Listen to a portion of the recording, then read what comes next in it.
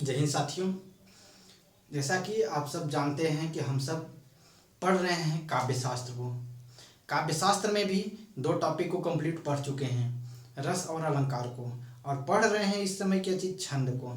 छंद में भी एक क्लास हो चुकी है, उसमें बेसिक चीज़ें हम लोग जान भी चुके हैं, कुछ चीज़ें उसी से संबंधित रह गई हैं, तो उसको आज वाली क्लास में देखते हैं। कल वाली क्लास जो हमारे मित्र, हमारे विद्यार्थी, हमारे भाई नहीं देख पाए हैं, कल वाली क्लास को जरूर देख लें, प्लेलिस्ट में पड़ी है, ताकि वहाँ से भी क्वेश्चंस की फ्रेमिंग होती है हमारे एग्जाम में, तो आपके एक भी क्वेश्चन छूटने नहीं चाहिए, ताकि हमको एक एक क्वेश्चन, एक एक नंबर ही तो बटोरने होते हैं। यहाँ वहाँ बिखरा पड़ा रहता है, उसको क्या करना होता है, बटोरना होता है। बटोरना हमको आना चाहिए। आएगा कैसे? जब बेसिक चीज़ें, कॉन्सेप्ट क्लियर रहेंगे, तब बेसिक चीज़ें आनी चाहिए हमको। ठीक है, तो चलिए हम लोग आज जो कल दो चीज पढ़े थे, रस जो छंद के अवयव अर्थात छंद के जो तत्व हैं सात, उसमें से दो चीज को पढ़ चुके थे। क्या क्या? गति और यति को पढ़ चुके थे, और बचे थे 5 जो तत्व हैं, यानी कि रसांग, सॉरी, छंद के अवयव, छंद के तत्व, ठीक है, एलिमेंट। उसी 5 को आज डिस्कस करेंगे। क्या चीज? लय, चरण, तुक, मात्रा और गण। इन चीजों को डिस्कस करेंगे और आशा करेंगे कि आपको बेहतर ढंग से समझ में भी आएगा। मुझे विश्वास है कि आपको बिल्कुल समझ में आएगा और कर भी पाएंगे। यहाँ से भी क्वेश्चंस बनते हैं, और इसको आप समझ लेते हैं ना, तो बिल्कुल आपको छंद तो बिल्कुल हलवा लगेगा। आपको लगेगा हलवा और आप दिखाएंगे जलवा। तो साथ दीजिएगा, यहाँ पे आप बिल्कुल सारी चीज़ें समझ में आएंगी, बिल्कुल ईजी वे में। ठीक है, मक्खन की तरह समझ में आ जाएगा। चलिए शुरू करते हैं। गति और यति पढ़ चुके हैं, आते हैं लय को। लय क्या होता है सर? बात आती है कि सर लय क्या होता है, तो स्वरों के आरोह अवरोह को लय कहते हैं। आरोह अवरोह दैट मीन्स कि उतार चढ़ाव, जो स्वर के उतार। कभी कभी हम लोग किसी स्वर को खींच के बोलते हैं लंबे समय तक, वह क्या है? आरोह है। किसी को जल्दी से बोल देते हैं, वह क्या है? अवरोह है। ठीक है, लय कहते हैं। लय मुक्त छंद के लिए बहुत जरूरी है। लय मुक्त छंद के लिए सबसे ज्यादा जरूरी है। तो मुक्त छंद की बात आती है सर, कि मुक्त छंद होता क्या है सर? तो बता ही देता हूं आपको लगे हाथ, कि मुक्त छंद 1916 ईस्वी में आया था। उसके पहले 2 ही छंद थे, मात्रिक और वारणिक छंद थे। मुक्त 1916 ईस्वी में हुआ क्या था कि एक सूर्यकांत त्रिपाठी निराला जी हुए, हमारे हिंदी साहित्य में बहुत बड़े हस्ताक्षर थे वह। ठीक है, और वह एक कविता लिखे, जूही की कली। ठीक है, वह किस में लिखे थे? मुक्त छंद में लिखे थे। ठीक है, तो मुक्त छंद, वहीं से मुक्त छंद के जनक कौन कहे जाते हैं? तो निराला जी ही कहे जाते हैं, यानी कि सूर्यकांत त्रिपाठी निराला जी कहे जाते हैं। मुक्त छंद कब से आया? 1916 ईस्वी से हमारे हिंदी साहित्य में आया, यानी कि मुक्त छंद का आविर्भाव कब हुआ? 1916 ईस्वी में। मुक्त छंद के जनक कौन कहे जाते हैं? ठीक है, कौन? निराला जी। और मुक्त छंद की सबसे पहली कविता क्या थी? जूही की कली। यहाँ से जितने क्वेश्चंस बनते थे सारी क्वेश्चंस बता दिए हैं। ठीक है, चरण या पाद क्या होते हैं सर? चरण किसी भी छंद का चतुर्थांश, चतुर्थ धन अंश, दीर्घ संधि, ध्यान दीजिएगा, चतुर्थ धन अंश क्या कहलाता है? चौथा अंश क्या कहलाता है? चरण या पाद कहलाता है। ठीक है, चरण या पाद, जैसे हम बोले थे ना, रहीमन धागा प्रेम का, तो वहां तक की जो चीज है उसे क्या बोलेंगे? एक चरण बोलेंगे। ठीक, किसी भी छंद में न्यूनतम 4 चरण होने चाहिए। कितने चरण? 4 चरण होने चाहिए, कम से कम एटलीस्ट 4 चरण होने चाहिए। 4 चरण से अगर कम है तो वह छंद नहीं माना जाएगा। 4 चरण होने ही चाहिए, तब तो वह छंद माना जाएगा, अदरवाइज वह छंद नहीं माना जाएगा डियर। ठीक है, तो इस चीज को यहाँ से क्लियर कर लीजिएगा। वहां से आपसे पूछा भी जा सकता है कि किसी भी छंद के लिए कम से कम कितने चरण की आवश्यकता होगी? तो 4 चरण की। ठीक है, तुक क्या होता है? तुक क्या होता है? चरणों के अंत में एक समान मात्रा, चरणों के अंत में एक समान मात्रा एवं वर्णों की आवृत्ति तुक कहलाती है। चरणों के अंत में, ठीक, चरण के अंत में, जैसे कि कोई भी हम लोग छंद पढ़ते हैं, चौपाई को ले लीजिए, जैसे जय हनुमान ज्ञान गुण सागर, तो लास्ट में क्या आया? सागर। जय कपीस कपीस त्यों लोक उजागर, क्या आया? उजागर। देखिए, तो यहाँ पे गर आया, लास्ट में भी यहाँ पर भी उजागर गर आया। तो यहाँ पे लास्ट में ना, लास्ट चरण में गर और गर, तुकबंदी की गई है, ठीक है, छंद को बेहतर बनाने के लिए जो तुकबंदी की जाती है उसी को क्या बोलते हैं, तुक कहते हैं, ठीक है। वर्ण या मात्रा को मिला करके उसको किया जाता है, ठीक है। वर्ण क्या होते हैं, ये चीज बेहतर ढंग से समझ में आई होगी आपको, आशा करते हैं, ठीक है। वर्ण क्या होता है सर, वर्ण लिखित ध्वनि चिन्ह क्या है, वर्ण है। लिखित ध्वनि चिन्ह क्या है, वर्ण है। जैसे मैं बोल रहा हूँ क, तो क्या बोल रहा हूँ, ध्वनि बोल रहा हूँ, उसी चीज को मैंने लिख दिया तो यह हो गया वर्ण, ठीक है। मैंने बोला अ को बोला तो वह ध्वनि, और लिख दिया तो वह क्या हो गया, वर्ण। क्या बातें समझ में आई दोनों चीज।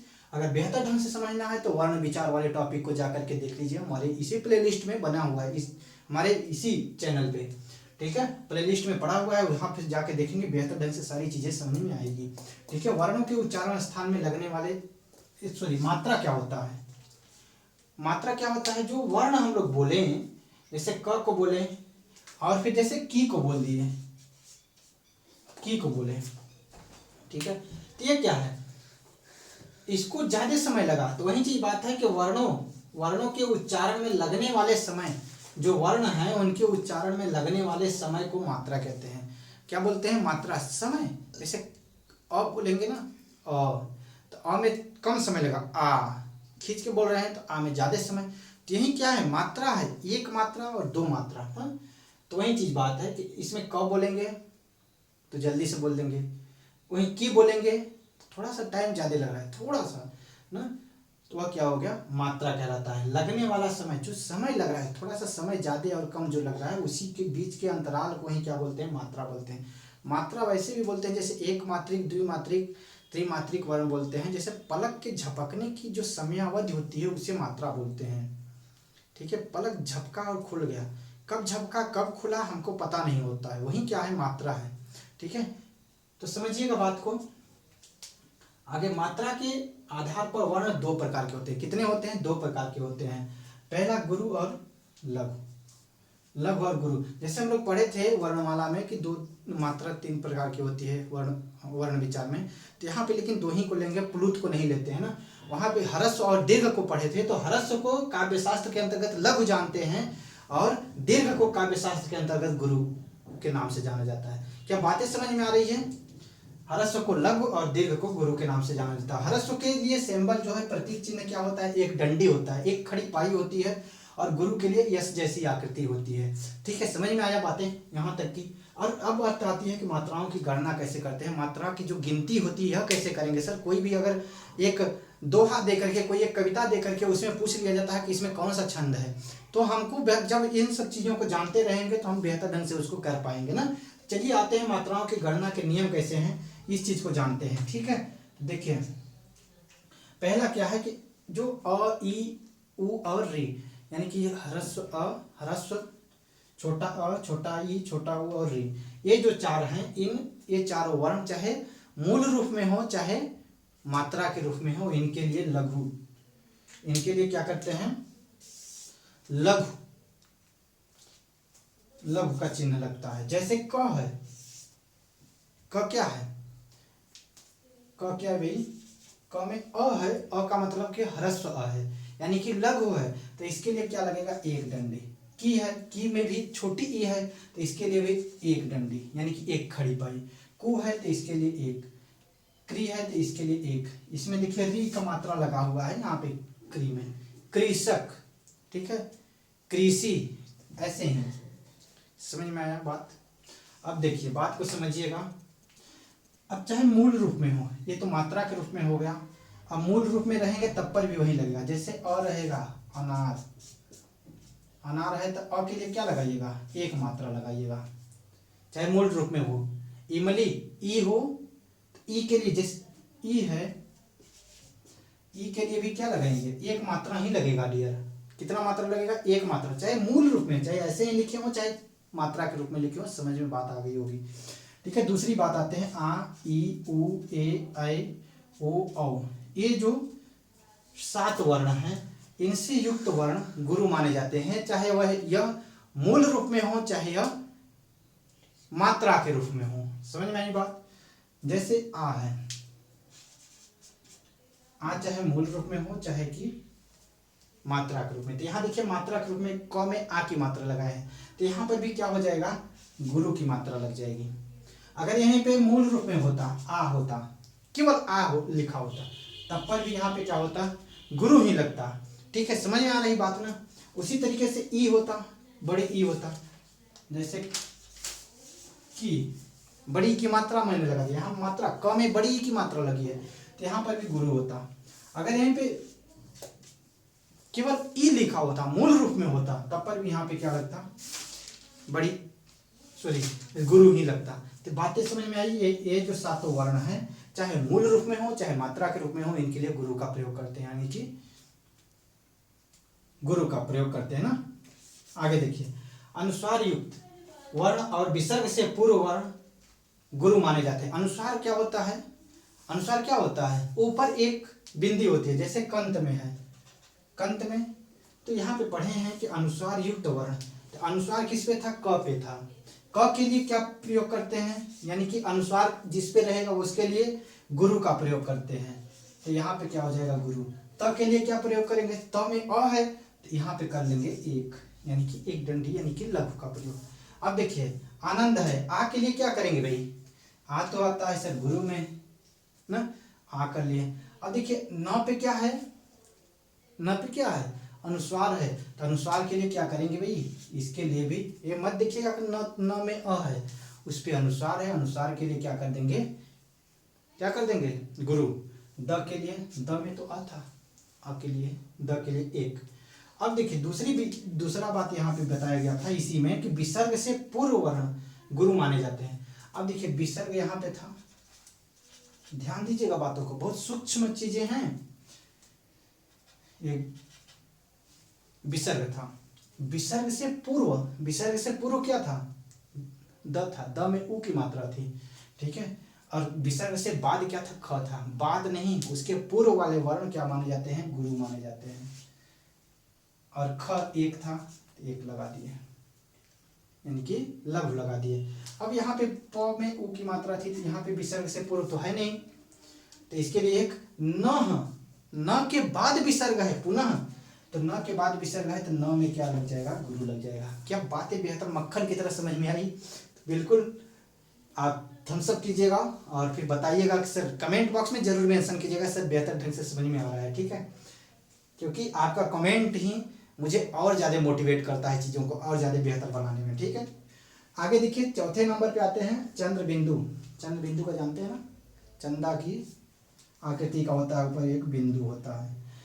चंद्र बिंदु से मात्रा पर कोई प्रभाव नहीं पड़ता है, ठीक है डियर, ध्यान दीजिएगा। चंद्र बिंदु से मात्रा पर कोई प्रभाव नहीं पड़ता है। जैसे कि यहाँ पे लिखा है चांद, च पे बिंदु लगा है, चा पे चंद्र बिंदु भी लगा हुआ है, तो इसके लिए आ की मात्रा थी, तो यहाँ पे लगा देंगे एक। चंद्र बिंदु से कोई फर्क नहीं, चंद्र बिंदु का मतलब कुछ भी नहीं, ये समझिए, इसकी कोई वैल्यू नहीं है चंद्र बिंदु का, ठीक।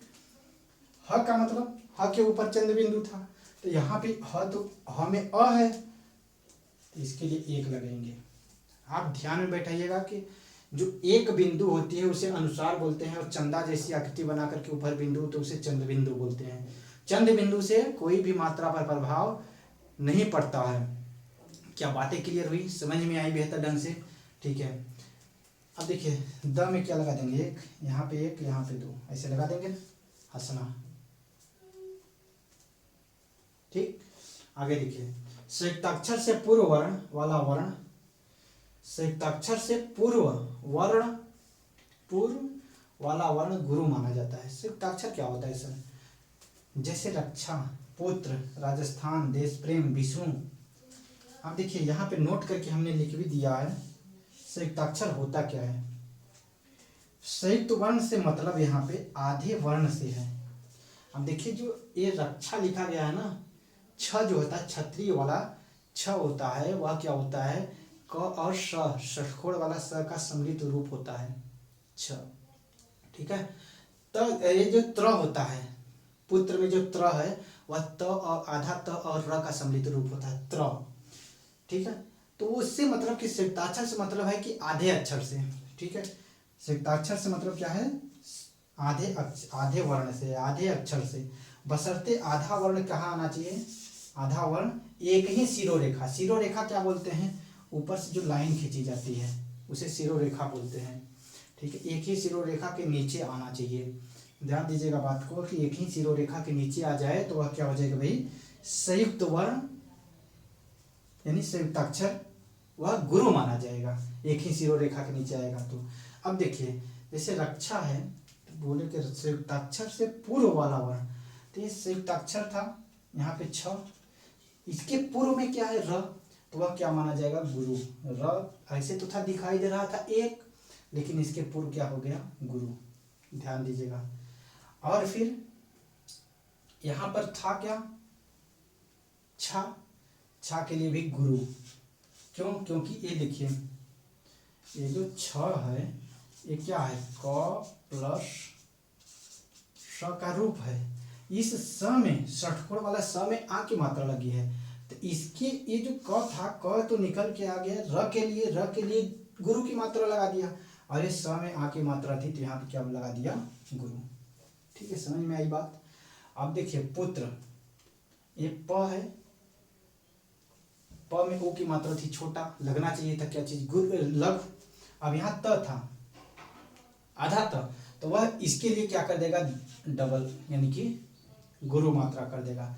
और यहाँ पे एक, क्योंकि यहाँ कोई मात्रा नहीं है, त में कोई मात्रा नहीं थी ना। अब देखिए वहीं पे राजस्थान आ गया, तो यहाँ पे गुरु। अब ज में क्या था, ज के पहले आधा अक्षर था, तो ज में क्या लग जाएगा, गुरु। फिर यहाँ पर भी था में गुरु, फिर न, ऐसे। अब यहीं पे अगर देखिए शिरोरेखा से अलग रहता, अब देखिए ये शिरोरेखा की एक ही शिरोरेखा के बीच में आया है, तब तो ये क्या हो गया, गुरु कर दिया, ज को गुरु कर दिया। अब देखिए एग्जाम्पल के थ्रू एक और बता ही देता हूं। देखिए राज और फिर स्थान अलग अलग आ गया डियर। राज और स्थान एक ही शिरोरेखा के नीचे नहीं आया है। अब तब क्या होगा, ऐसे कंडीशन में क्या गुरु लगेगा, नहीं लगेगा तब। ठीक है, तब यहाँ पे क्या हो गया, गुरु, यहाँ पे लघु। अब इसके लिए कुछ भी मात्रा नहीं लगाएंगे, यहाँ पे क्या हो जाएगा, गुरु और फिर लघु। बात समझ में आई, बिल्कुल बात समझ में आई कि नहीं। ठीक है, कमेंट बॉक्स में करके बताइएगा। अब इसके लिए क्या करेंगे, द में एक की मात्रा थी, एक इसमें आता है दीर्घ में, तो यहाँ दीर्घ, दीर्घ का मतलब गुरु। ठीक है, और यहाँ पे स था, स का मतलब कि एक का मतलब कि लघु। सॉरी, यहाँ प्रेम, आधा प था, तो यहाँ पे स में क्या हो जाएगा, गुरु हो जाएगा। ठीक है, एक ही शिरोरेखा के बीच में आया है, नीचे आया है। ठीक है, अब आगे देखिए विष्णु, यहाँ पे आधा षटकोण वाला स था, तो वी क्या था, वी क्या था डियर, तो आप बताइएगा कि वी क्या था, ह्रस्व था यानी कि लघु था, लेकिन आधे स की वजह से वी क्या हो जाएगा, गुरु माना जाएगा। वी क्या मान जाएगा, गुरु। और अड़ु क्या था, एक था। क्या समझ में आया बातें, आगे देख लेते हैं। ये तो समझ में आ ही गया। यदि किसी अक्षर के बाद दो अर्ध अक्षर लगातार हो, सातवां देख लीजिएगा, यदि किसी अक्षर के बाद दो अक्षर लगातार हो, तो दोनों अर्ध अक्षर के लिए केवल एक ही मात्रा लगती है। जैसे उज्ज्वल है, उज्ज्वल के लिए एक यहाँ पे लग जाएगा, और इन दोनों के लिए एक लगेगा, और एक यहाँ एक यहाँ।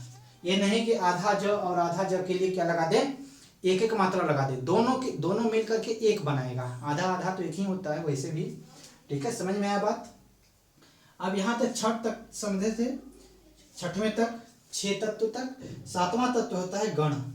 ठीक है, गण का वैसे शाब्दिक अर्थ होता है सेवक, लेकिन यहाँ पे होता है समूह, काव्य शास्त्र के अंतर्गत ना। जैसे शिवगण, यहाँ पे क्या था, शिवगण का मतलब शिव के लोग, सेवक, लेकिन यहाँ पे क्या होगा, समूह होगा। गण का मतलब समूह। अब देखते हैं गण क्या होता है सर, तीनों वर्णों का समूह, तीन वर्णों का समूह गण कहलाता है। तीन वर्णों का समूह गण कहलाता है। गण के निम्नलिखित 8 भेद हैं। कितने भेद हैं, 8 भेद हैं, जिन्हें निम्नलिखित सूत्र से ज्ञात किया जाता है। कौन सा सूत्र है, य माता राजभान सलगा। ये जो ल और ग है, ये क्या होता है, ये दग्धाक्षर कहे जाते हैं। दग्धाक्षर क्या कहे जाते हैं, दग्धाक्षर। और ये जो होते हैं 8 से बन जाता है हमारा गण बन जाता है। क्या बातें समझ में आई। इसको भी अभी कल की क्लास में समझेंगे। ठीक है। यहाँ से कल वाली क्लास में समझेंगे कि क्या होता है गण। ठीक है, यह माता राजवंश लगा, ये वाली चीज़ें समझ लेंगे और छंद के भेद समझ लेंगे, और एक दो छंद को भी कवर कर लिया जाएगा कल वाली क्लास में। ठीक है, तो आज के लिए इतना ही, मिलते हैं नेक्स्ट क्लास में। तब तक के लिए आप बिल्कुल सारी चीज़ों को रिवीजन करते रहिएगा और अपना ध्यान रखिएगा, हंसते रहिएगा, मुस्कुराते रहिएगा। ठीक है, तो आज के लिए इतना ही। थैंक यू, धन्यवाद dear, bye bye, take care.